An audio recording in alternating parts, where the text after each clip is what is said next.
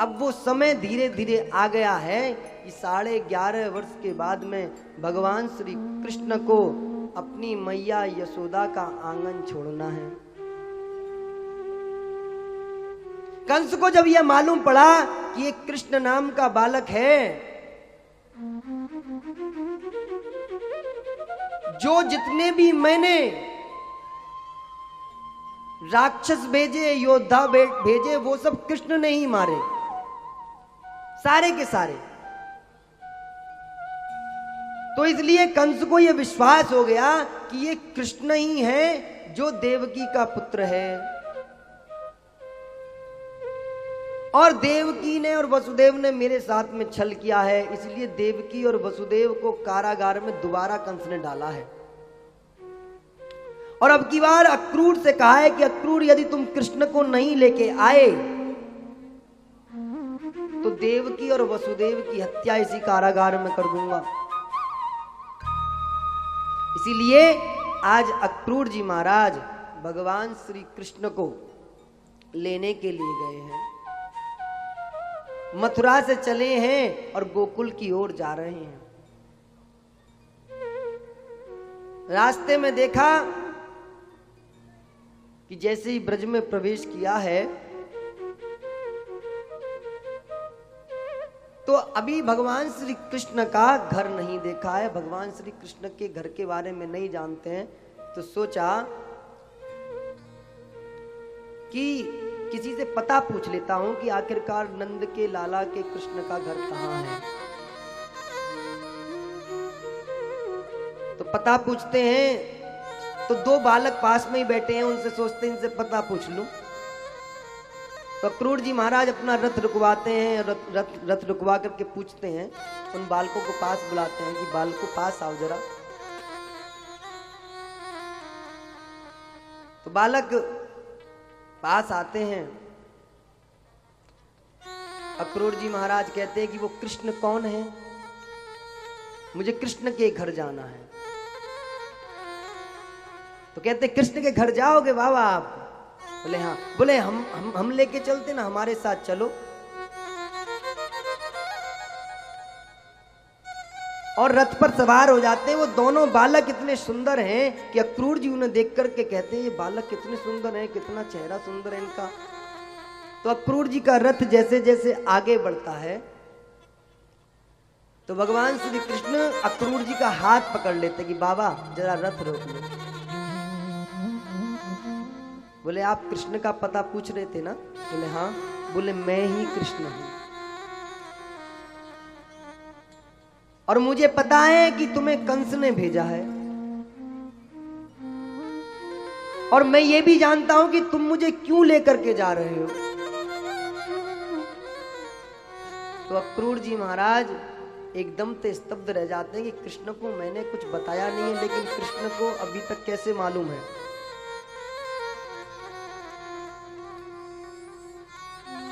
अभी तक कैसे कृष्ण को यह सब मालूम है? मैं तो कभी मुलाकात नहीं हुई मेरी। तो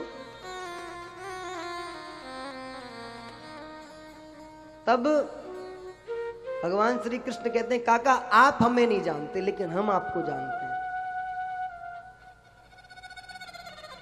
काका मेरा जो जन्म हुआ है इस धरती पर वो धर्म की स्थापना के लिए हुआ है,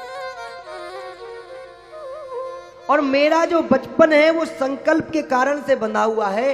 इसीलिए मैं देवकी को छोड़ करके, अपनी माँ को छोड़ करके अपनी मैया यशोदा के यहाँ आया हूं, लेकिन मेरी मैया ये बात नहीं जानती। यदि मेरी मैया को ये मालूम पड़ गया कि आप मेरे को इसलिए लेने के लिए आए हो क्योंकि कंस ने मुझे बुलाया है, तो मैया किसी भी कीमत पर मुझे नहीं भेजेगी। क्योंकि मैया कंस को जानती है कि कंस जो है बड़ा क्रूर है, वो मेरे बच्चों को मार सकता है। तो अक्रूर जी महाराज कहते हैं ये तो मैं भी जानता हूं,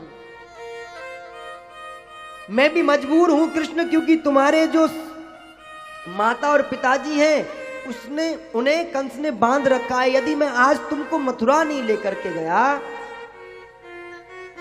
तो तुम्हारे कारण से तुम्हारे माता पिताओं की हत्या हो जाएगी। इसलिए तुमको जो उचित लगे वो करना है। कृष्ण कहते हैं काका आप चिंता मत करो, मैं सारी परिस्थितियों को संभाल लूंगा, लेकिन आपसे बस एक मेरा निवेदन है। बोले क्या? कि मेरी मैया को ये मत बताना कि मेरी जो जन्म देने वाली माँ है वो देव की है। क्यों? क्योंकि ये बात मैं अपनी मैया को अपने तरीके से बताऊंगा, क्योंकि आपका जो तरीका होगा वो मेरी मैया के प्राण भी ले सकता है। इसलिए आप कोई ना कोई बहाने के कारण से मुझे ले जाने की बातचीत करना। तो अक्रूर जी से कहा है कि आप बताना कि एक मथुरा में मेला लगा है, उस मेले में हम कृष्ण को लेकर के जा रहे हैं। आप मत बताना कि मुझे कंस ने बुलाया है।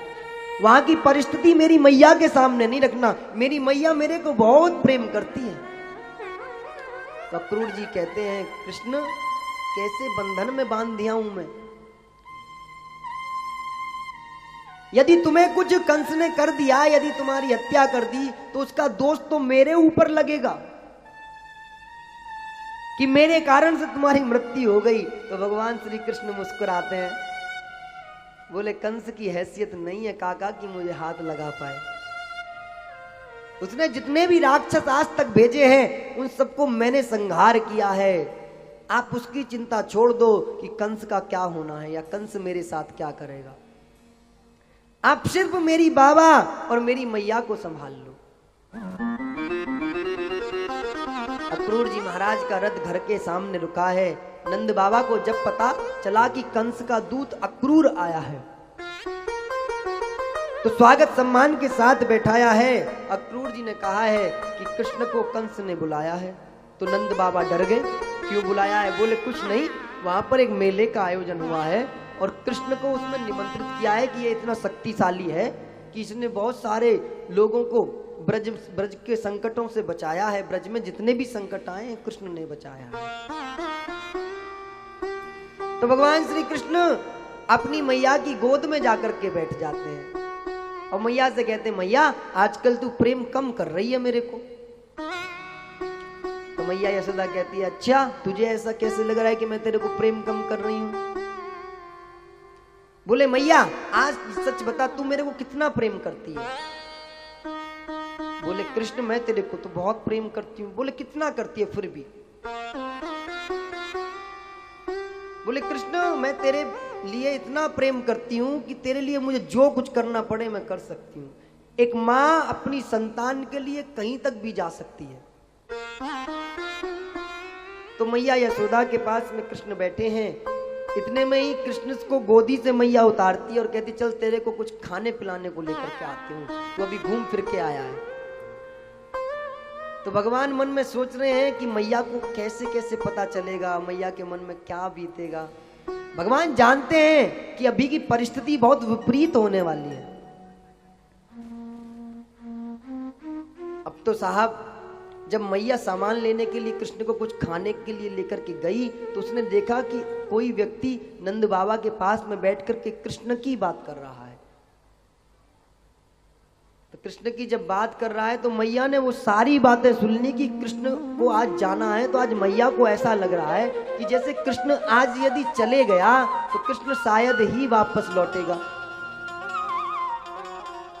तो मैया की आंखों में एकदम से आंसू आते हैं और मैया कृष्ण के पास आती है। कुछ खाने को नहीं लेके आई, उल्टे पांव दौड़ती है और अपने कृष्ण को पकड़ करके अपने पास में बैठा लेती है और कृष्ण से कहती है कृष्ण तू मुझे छोड़ के तो नहीं जाएगा लाला?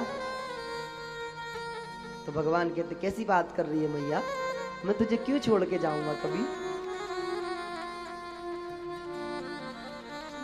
क्यों छोड़ के जाऊं? अच्छा मैया तू थोड़ा देख, थोड़ी बैठ, एक बार धैर्यता के सुन, सास सुन। नंद बाबा इतने में ही यशोदा के पास में आते हैं। यशोदा से कहते हैं यशोदा कृष्ण को मथुरा बुलाया गया है।